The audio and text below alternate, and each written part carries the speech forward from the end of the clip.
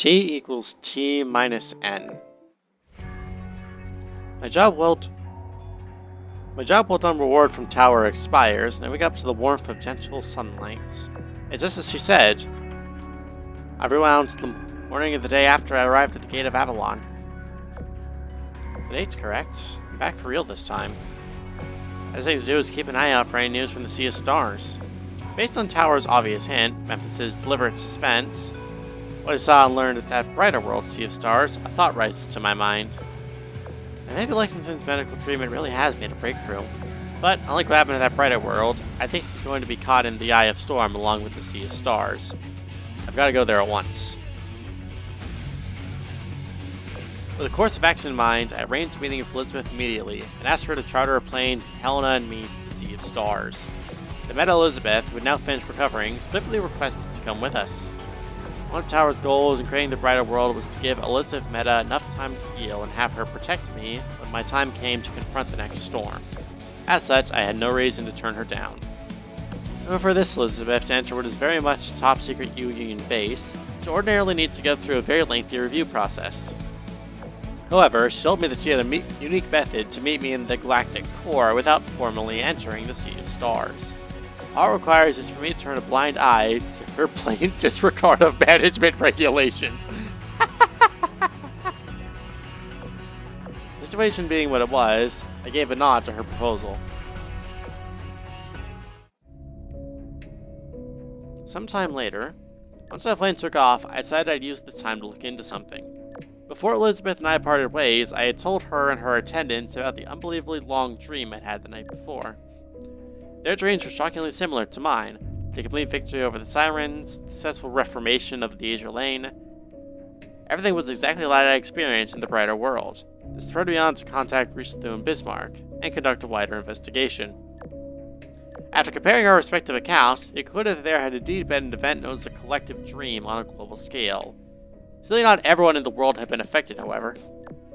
More precisely, humanity hadn't been affected in the least. Only ship girls had. Furthermore, it was limited to those who had been asleep between midnight and 7 a.m. Which lines up exactly with how long I'd slept. That was not me last night, I'll tell you what. And this collective dream began the moment I fell asleep, and ended as soon as I woke up. In theory, all of humanity should have been swept up in this collective dream that was essentially a possibility. If I had to guess, it's the Wisdom Cube network that's responsible for why only ship girls who were asleep in this time frame remember what happened. I don't know the principle behind it. Tower was clearly not joking around. If I made the wrong choice, that brighter world wouldn't just have been a collective dream or a possibility. It would have become reality itself the instant I made that critical decision. My thought sends chills down my spine.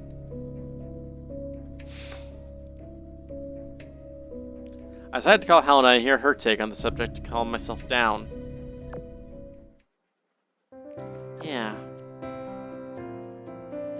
After I woke up, I remember that dream vividly down to the details. But now, I've forgotten everything but the most memorable things, just like a regular dream. Strange as a dream it is. I didn't feel scared at all because everything that happened in it was good. Alright, so what do you remember? Hot spring, a museum, a forest, a snowy mountain. I guess we went on loads and loads of vacations together. You're right. I can hardly believe we went to so many places and relaxed for so long together while only a single night passed in reality. You know, that kind of technology become widespread. Everyone could get extra holidays where they sleep and come back to work rejuvenated. Heck, I don't even need holidays anymore with that. Shush, Commander!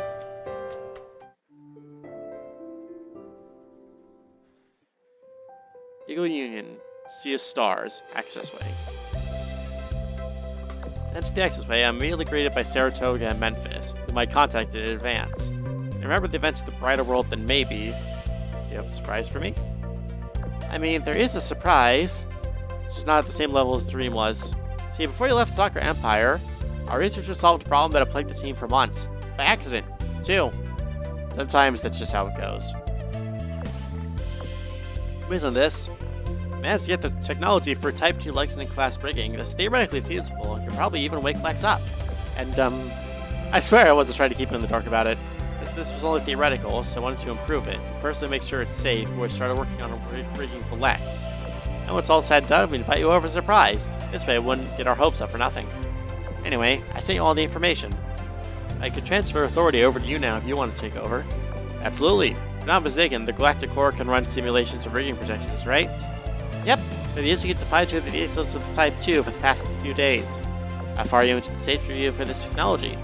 At the moment, all results point towards being safe. The fact that it wasn't mentioned at all in the brighter world does make me a little anxious. Considering that we have using what we have now directly on Lex, the brighter world was ultimately just one possibility. There's a new storm on the horizon. We need to make decisions quickly before something else happens. But I digress. Can you show me to her? Right. Come this way, Commander. Sea of Stars, Medical Bay Dolphin, Area U1M. Upon entering Lexington's intensive care unit, I immediately feel a gust of cold air. Center of the room stands her care pod, inside which she's been soundly asleep. There are countless medical devices doing their tasks, all keeping the care pod running. Medical devices, in turn, are kept running by the cold temperature of the room. Despite all my memories being intact, I seem to recall one of them very differently. I'm glad to be back, my commander. I shake my head, brushing off memories from the brighter world. I need to push harder to make that scene a reality. Elizabeth, do you copy? We're all set! Take a breath and start the test. If anything goes wrong, you're my lifeline. Rest assured. TV, prepare for a test in the Galactic Core and get ready to move the care mod. Orders received. Confirmation? Commander, will you be partaking in the preceding Type 2 bringing data overwrite test? Yeah, I'll meet you in the core. Sea of Stars, Galactic Core, Area X. With its range at the Sea of Stars, TB really is an expert handling various tasks around its facilities. By the time I arrived at Galactic Core, she already finished setting up everything needed for the test. Beginning activation of the Galactic Core. 3. Lexington's care pod comes into view at such an angle that I see her smile when looking down. 2. It'll be fine. Simple verification test with no contact involved. 1. If the working Type 2 is a success, we'll see each other again soon. After a brief flash of light, the world is suddenly enveloped in silence. Huh? What's this? The Galactic Core seems to be working right. TB, do you hear me? What's going on?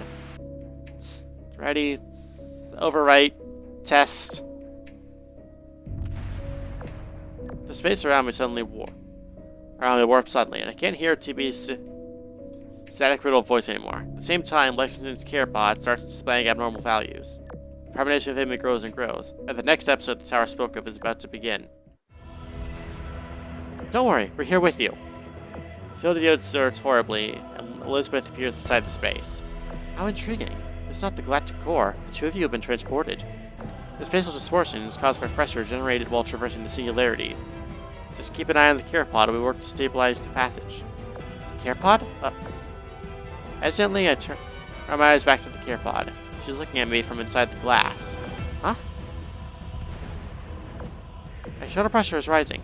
Your spatial transfer has encountered some resistance. Servant, do you see anything unusual? Lexington, she's awake. The data overriding process has started too, but the pod is obstructing it. Then wrench it open at once. She's no need for the pod anymore since she's already awake. I shall buy you some time. Hurry. There's one security check after another, and then space warps as innumerable points of light appear out of thin air and converge around the care pod. The blinding light reaches its peak just as the pod opens. All of the light comes together into a cocoon, envelops the pod, the core of the Sea of Stars, and then the entire world. Finally, with a burst of blue flame, the blue ghost breaks through her cocoon.